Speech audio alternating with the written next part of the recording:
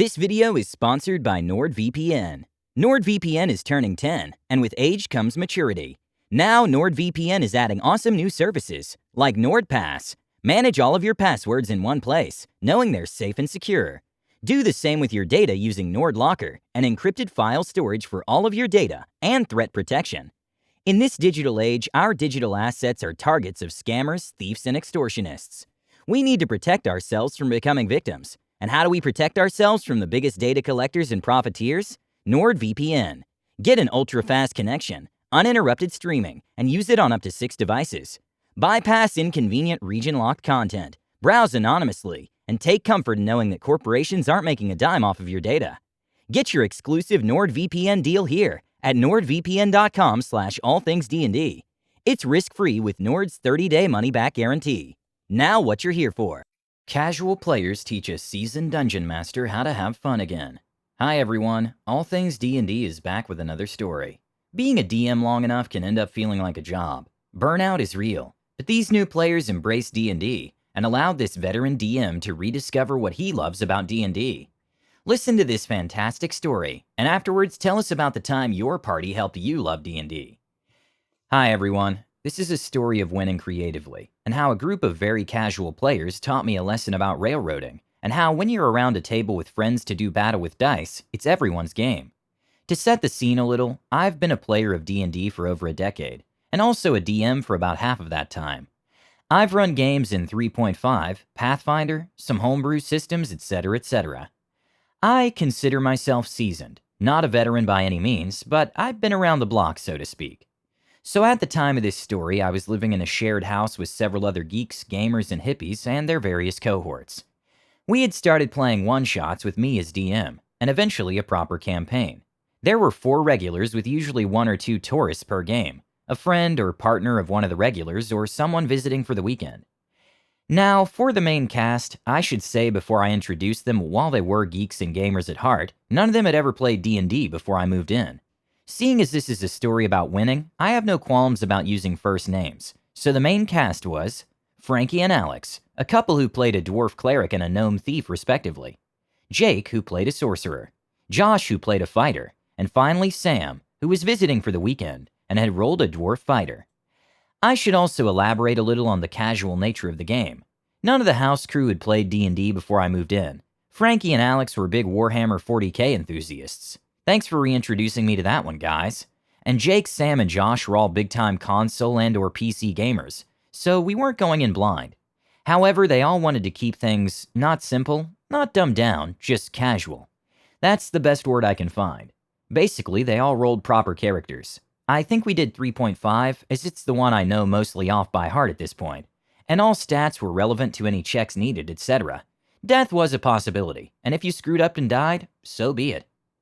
However, a lot of stuff that needed to be rolled for was just made up on the fly. If a weird situation came up, like taking fall damage for example, it wasn't going to serve anyone for me to start calculating how many D-whatevers I needed to roll for the height fallen, etc. I used D100 a lot, with low being good and high being bad, and just improvised most encounters with a few pre-made NPCs. This worked well for keeping things flowing, as this wasn't a D&D as serious business crowd. Don't get me wrong, I'm not saying that pejoratively. I'm down for a tightly bound game where all rules are given the respect they deserve as much as the next person. But this wasn't that sort of situation. The campaign had been going for a little while by the time this story happened. Everyone was around level 3 or 4, I think. The gang had fled a coastal city that was being overrun by hellspawn coming out of portals all over the city. They had fought their way to the city docks, on their own initiative, to try to board a ship and escape that way. Luck was on their side when they arrived, and they managed to get up the gangway to a trade ship and throw a bag of gold into the captain's hands, just as the ship was about to leave. Obviously, the last ship in the harbor for dramatic purposes. The ship hit open water, leaving the doomed city behind, and the captain informed them they were heading south, down the coast to, insert hastily made-up city name here, and I did a D100 check to see how their voyage went. Well, I can't remember the exact number, but it was somewhere around 70. Oh dear, I said, scrambling in my brain for a nautical-themed danger that was around a 70 in terms of bad. Obviously, I went with pirates. Now, I hadn't planned for them to even be on a boat, and I had a really awesome thing planned for the next city. I'm also generally not a railroader, and I've done enough DMing to know how to adapt. But something caught me out that night. Maybe I'd had too many coffees that morning, or not enough beers that evening, but I saw my cool idea for the next stage slipping away suddenly. The pirates accosted their ship, and I had initially hoped that the gang would simply help the crew of the trade ship repel the boarders and we could move on. "How close is the pirate ship?" asked Sam. Frankie gave him a mischievous look, and I saw the story slip even further away from me. "Right alongside." "Would it be close enough to board?" asked Frankie. My brain did a little sigh. "Could we steal the pirate ship?" said Sam excitedly. Instantly, my internal voice said no. When I look back now, I'd put it down to tiredness. I'd been improvising for the majority of the city battle. Even got a bit carried away with it taking most of the session in the end. There was probably less than an hour left in all of us before it was too late to carry on. Josh had in real life fallen asleep at the table by this point and was unrousable. I wanted to park everyone in the next city and go to bed, not start a pirate adventure. I opened my mouth to start mumbling whatever excise my brain could fire out as to why that wouldn't be possible and stopped. All around the table were 4 gleefully expectant faces, and one gently snoring, tinged with that subtle, slightly sad look that people have when something nice is in front of them, but not quite in their grasp. I felt awful, like I'd shown them all a delicious cake and was about to smash it on the floor. I slumped a little. "Okay, yeah, you can try to board the pirate ship," I said. "Are we leaving Josh behind?" asked Jake. They decided that would be cruel, so Frankie and Sam, amidst the chaos of a ship fight, took our sleeping friend, who we decided was just asleep in game also, and tossed him across first. "I guess if one of you has arms, one has legs, just both roll a d20 and higher is better, low is bad." They rolled a Gorham 19 and 20 between them. Josh lands perfectly on a pile of rags and doesn't even wake up. Alex and Jake both bossed their agility checks to jump across. Frankie and Sam didn't, and ended up with Frankie hanging off the edge of the pirate ship, with Sam hanging off of her feet, both in full armor.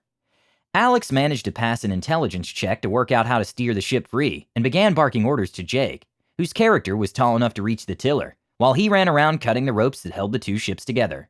A few better strength and dex rolls later, and Sam had used Frankie as a dwarf ladder to climb up to the ship, and then haul her on board. I decided, seeing as we were going all in on the pirate adventure now, that they should get a moment to rally, but not too long. I pulled a pre-made character from my notebook that looked suitably boss-like, and described to them how he downs a bottle of grog and charges. Now, the boss was a fair fight for 5 players of their level, but in all the chaos I'd forgotten that they had already fought through a city of hellspawn to get here, and no one had slept or anything. Sam got knocked the fudge out straight away, and Jake, with no spells left, jumped in a barrel and hid.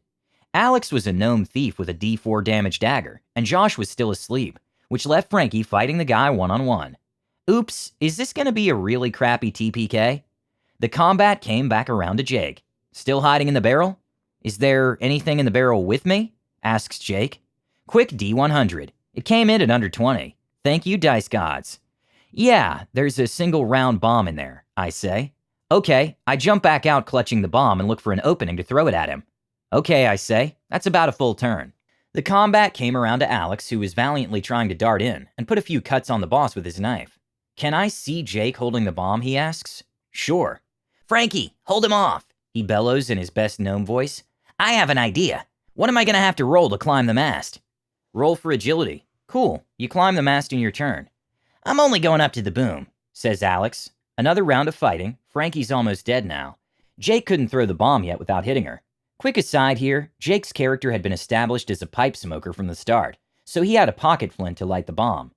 In Alex's turn, he cuts a rope in half that's connected to the sail, and drops down to the deck holding one end. "What do I have to roll to tie this to the pirate's leg?" It dawned on me what he was trying to do. "You know what? Pass one more agility check and you're good." He passed. He's a gnome after all. Okay, I tie off the rope and run back to the tiller and shout at Jake. "What do you shout?" "Now!" Jake is on point. He sprints up behind the pirate, who's about to deliver a killing blow to Frankie, for dramatic purposes, and lights the grenade, shoving it down the man's trousers. Alex responds by jumping up and grabbing the tiller, using his body weight to turn the ship into the wind. The boom swings out over the sea, dragging the unfortunate pirate with it. He dangles for a brief second, swearing like a pirate, and then explodes.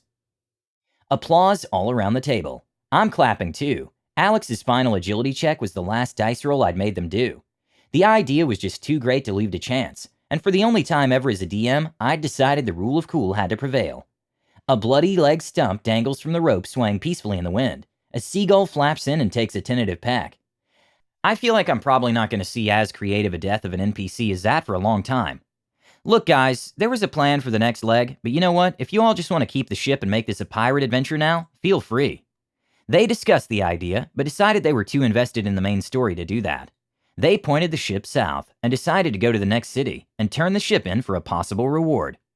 An idea popped in my tired brain. One last bit of epic for the night. As you point the ship south, the skies darken suddenly, and a fiery portal like those you saw in the city appears off your starboard prow. A black shape made from fire and smoke emerges and hits the sea with an eruption of steam. As the mist clears, you see a ship, Hellspawn, at the ramparts bearing down on you. Roll credits. Being a DM is a tremendous amount of work, pressure, and creativity. I'm so glad that this DM got to share D&D with his friends and housemates, and I'm even more happy that they reinvigorated the DM's passion for the game. Wonderful story. Please let us know what you think and comment below. Don't forget to subscribe to our channel, All Things D&D. Our videos are posted every 5 days, so stay tuned for more amazing Dungeons & Dragons content.